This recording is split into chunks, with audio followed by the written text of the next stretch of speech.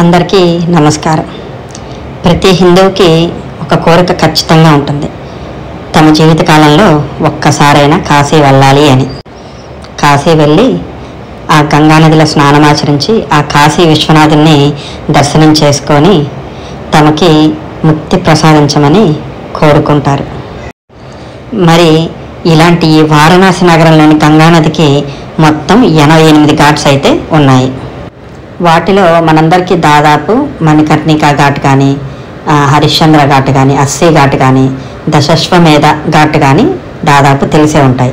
కానీ ఇవి కాక ఇంకా మనకి 80 ఘాట్స్ అయితే ఉన్నాయి. ఇవన్నీ మనం చూడాలంటే దాదాపు పొడవు 7 కిలోమీటర్ల దాకా అయితే ఉంటుంది.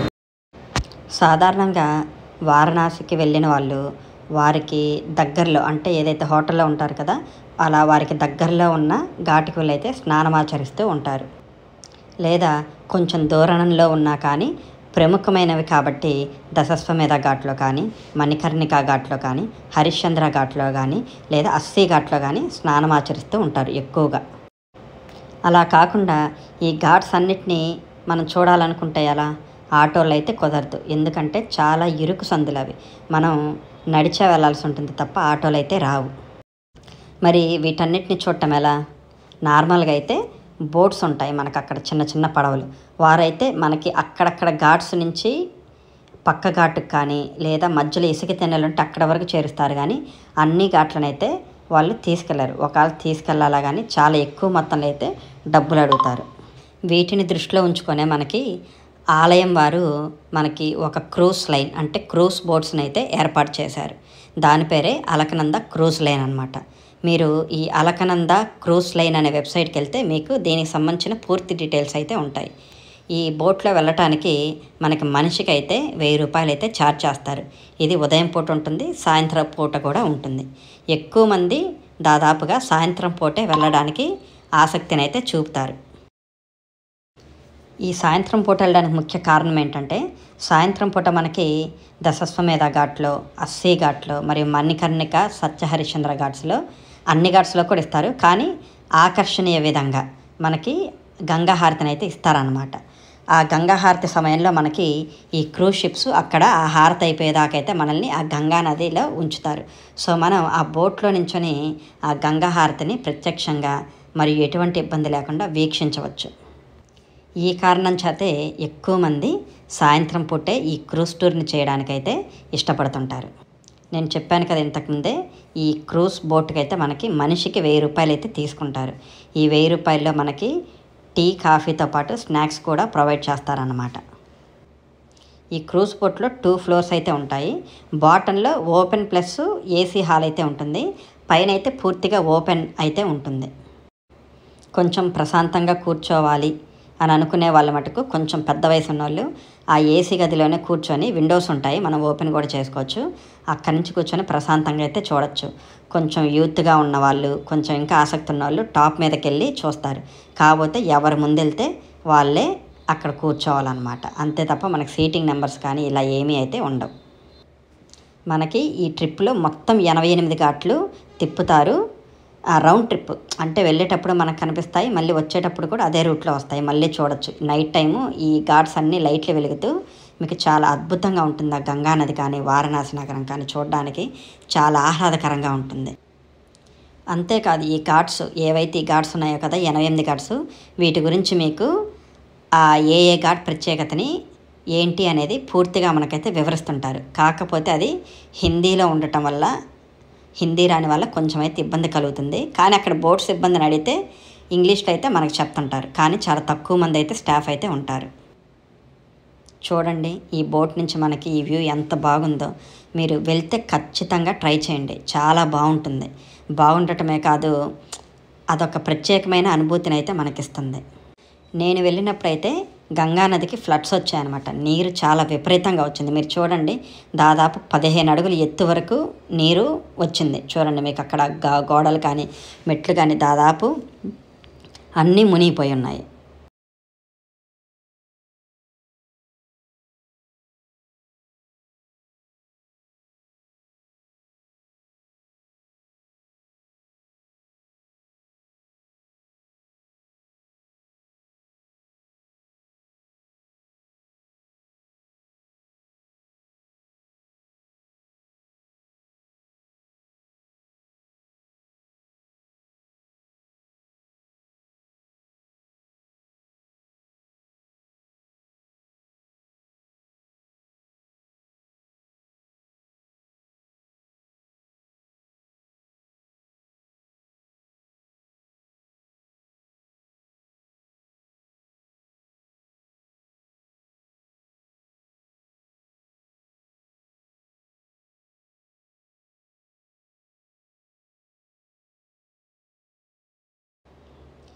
ఇదిగోండి ఇప్పుడు నెక్స్ట్ మనకు కనిపిస్తుంది కదా, ఇది వచ్చేసి మనకి పశుపతినాథ ఆలయం.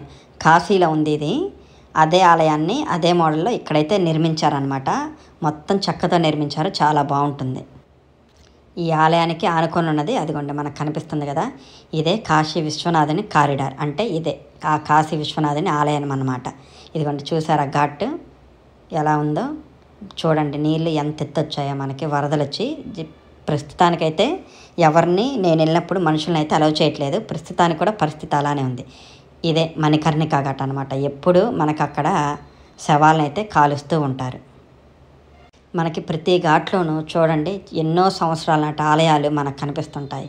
కొన్నిటినైతే మనల్ని అయితే లోపలికైతే అలౌ చేయట్లేదు, కొన్ని అయితే చాలా శిథిలావస్థలు అయితే మనకున్నాయన్నమాట.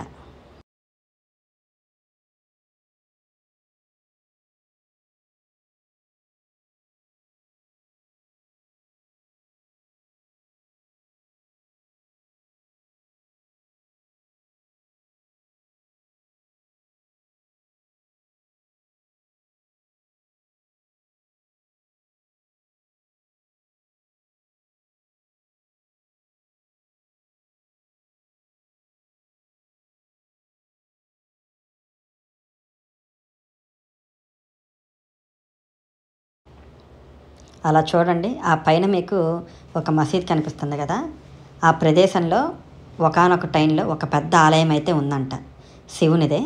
ఆ ఆలయాన్ని ఔరంగజేబు అయితే కూల్చేశాడు. కూల్చేసి ఆ ప్రదేశంలో అయితే ఈ మసీదుని అయితే నిర్మించాడు. ఇప్పుడు ఉన్నటువంటి కాశీ విశ్వనాథుని మందిరం పక్కన కూడా ఒక మసీదు ఉంది. మీరు వినే ఉంటారు, జ్ఞానవాపసి మసీద్ అని. నేను దర్శనానికి వెళ్ళినప్పుడు చూశాను. ఆ మసీదు కిందే మనకి ఒక ఆలయం ఉంది. ఆలయం పిల్లర్స్ కానీ ఆ స్ట్రక్చర్స్ కానీ క్లియర్గా కనిపిస్తుంటాయి. అసలు నాకు అది చూసినప్పుడు చాలా బాధ అయితే వేసింది. హిస్టరీలో కూడా రాసుంది, ఏదైతే ఈ మొఘల్ రాజులు ఉన్నారో వీరు మన కాశీ విశ్వనాథ లింగాన్ని అయితే కూలగొట్టారనమాట. కూలగొట్టి ఆ లింగాన్ని ఈ జ్ఞానవాపసి మసీదులోని బావిలో అయితే వేసేశారు. ఇప్పుడు ఆ బావి మనకు ఆలయంలో కనిపిస్తుంటుంది కానీ దాన్ని అయితే క్లోజ్ చేసి ఉంచారు. మనం లోపల ఉన్న ఆ లింగాన్ని కానీ దేన్ని మనం చూడలేము. మనం నెట్లో వెతికితే మీకు దాని గురించి పూర్తి డీటెయిల్స్ అయితే కనిపిస్తాయి, చూడండి.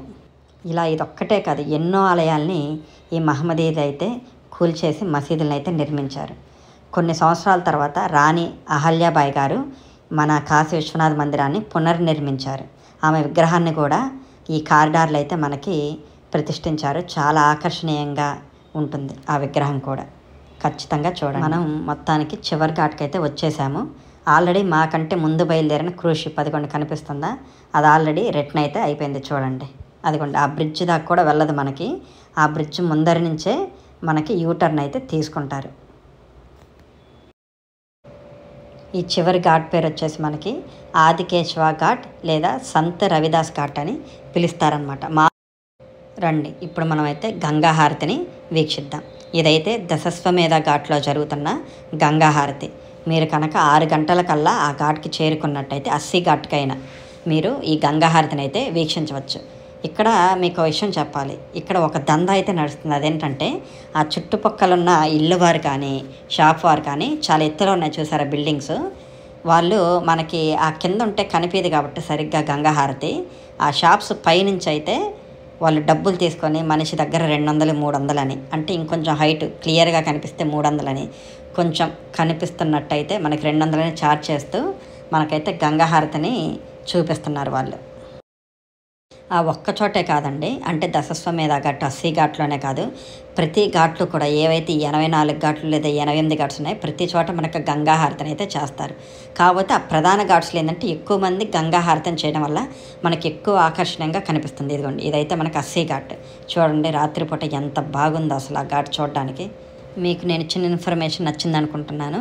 మీరు కూడా ఈ క్రూజ్ షిప్ బుక్ చేసుకోవాలనుకుంటే అలకనంద క్రూజ్ అని టైప్ చేస్తే వెబ్సైట్ వస్తుంది. మీ మొబైల్ నెంబర్తో లాగిన్ అయ్యి గూగుల్ పే లేదా ఫోన్పే ద్వారా పే చేసి ఈ షిప్లో అయితే ప్రయాణించవచ్చు. థ్యాంక్స్.